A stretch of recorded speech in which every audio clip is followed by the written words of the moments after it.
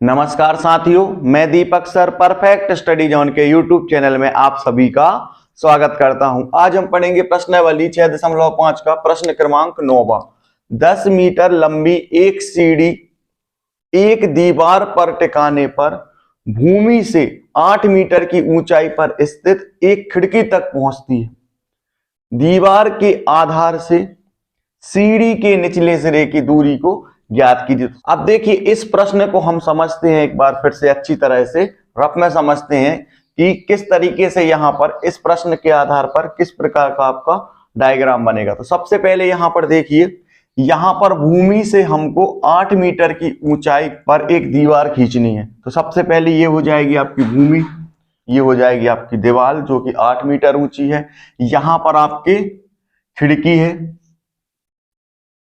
यहां पर आपकी खिड़की है और 10 मीटर लंबी एक सीढ़ी। तो यहां से आपकी एक सीढ़ी लगेगी जो खिड़की तक पहुंचती है। तो यहां से इस तरीके से आपकी ये सीढ़ी लगेगी जो कहां तक पहुंचेगी, आपकी खिड़की तक पहुंचेगी। तो ये हो जाएगी आपकी दीवार, ये हो जाएगी आपकी भूमि और यहां पर आपकी हो जाएगी सीढ़ी।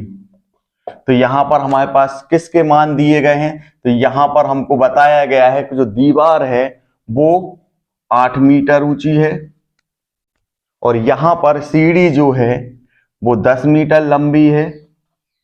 तो यहां पर हमको क्या करना है, दीवार के आधार से, यानी यहां से दीवार के आधार से सीढ़ी का निचला सिरा, सीढ़ी के निचले सिरे के बीच की दूरी ज्ञात करनी है। मतलब हमको इसको ज्ञात करना है। यदि हम इस डायग्राम को ए बी सी यदि नाम दे दें तो हमको इसमें बी सी ज्ञात करना है। अब हम इस डायग्राम को अच्छे से बना लेते हैं। इस तरीके से यहां पर हमने डायग्राम बना लिया है। तो देखिए, जो दीवार है वो बिल्कुल सीधी है, इसलिए यहां पर 90 अंश का आपका कोण बनेगा। इसके बाद जो कुछ भी यहां पर हमने समझा है उसको हम यहां पर लिख लेंगे।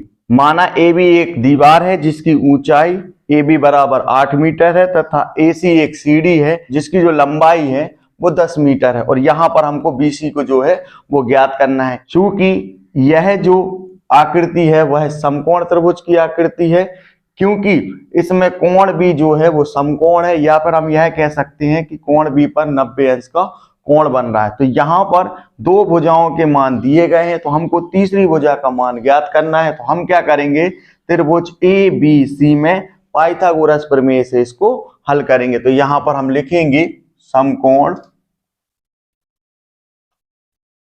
त्रिभुज ए, यहां पर बी पर आपका समकोण बन रहा है, इसीलिए हम यहां पर बी को बीच में लिखेंगे। तो ए बी सी में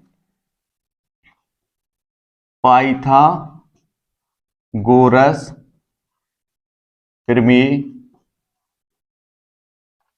से समकोण त्रिभुज एबीसी में पाइथागोरस प्रमेय से, तो यहां पर हम क्या लिखेंगे, कर्ण का वर्ग बराबर लंब का वर्ग धन आधार का वर्ग। तो यहां पर देखिए, समकोण के सामने की भुजा, समकोण के सामने की भुजा आपकी होती है कर्ण। तो यहां पर AC जो होगा वो हो जाएगा आपका कर्ण, क्योंकि समकोण के सामने जो भी आपकी भुजा होती है वो कर्ण कहलाती है। तो यहां पर समकोण आपका B पर बन रहा है और यहां पर सामने जो है आपकी भुजा है वो है आपकी AC। तो यहां पर AC जो होगा वो हो जाएगा आपका कर्ण। तो ये हो जाएगा AC का वर्ग बराबर AB जो है वो आपका हो जाएगा लंब। तो यहां पर हम लिखेंगे AB का वर्ग प्लस आधार जो है वो हो जाएगा आपका BC। तो यहां पर हम लिखेंगे BC का वर्ग।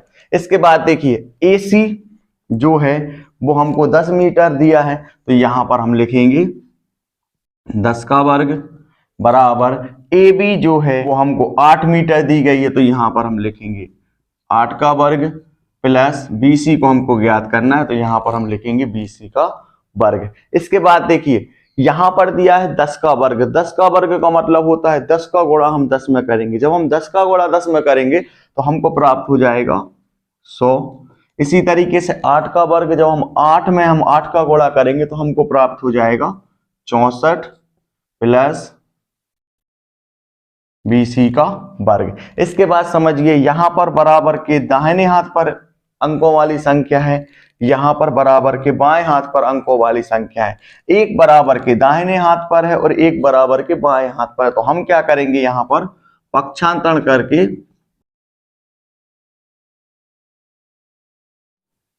100, अभी 64 जो है वो बराबर के दाहिने हाथ पर है, अब हम बराबर के बाएं हाथ पे लाएंगे तो प्लस का जो 64 है वो बदल जाएगा माइनस के 64 में, और बराबर।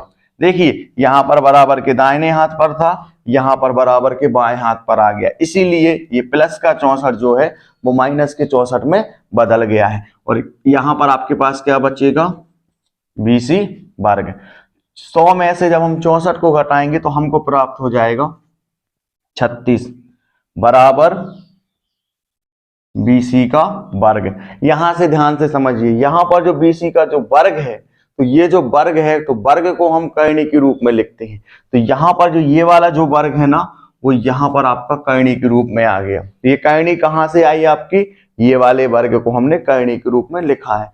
यहां पर कितना है 36 बराबर, अब यहां वर्ग यहां आ गया तो यहां पर क्या बचेगा BC। तो यहां पर देखिए 36 जो है, तो 36 कितने का वर्ग होता है, 36 वर्ग होता है आपका 6 का, क्योंकि जब हम 6 में 6 का गुणा करेंगे तो हमको प्राप्त हो जाएगा 36। तो हम 36 को हम इस तरीके से लिखेंगे 6 का वर्ग, और वर्ग से करणी जो होती है वो हो जाती है आपकी कैंसिल। तो यहां पर आपका क्या बचेगा 6, तो यहां से हम इसको करणी से बाहर निकाल सकते हैं, तो यहां पर आ जाएगा 6 बराबर BC। इस तरीके से हमको BC का जो है वो मान प्राप्त हो गया है। BC का मान हमको क्या प्राप्त हुआ है 6 मीटर। अतः दीवार के आधार से सीढ़ी के निचले सिरे की दूरी जो है वो हमको पता चल गई है, कितनी है 6 मीटर है। इस तरीके से ये वाला सवाल जो है वो हल हो चुका है। यदि वीडियो पसंद आया हो तो वीडियो को लाइक, चैनल को सब्सक्राइब और शेयर करना ना भूलें। मिलते हैं अगले सवाल के साथ।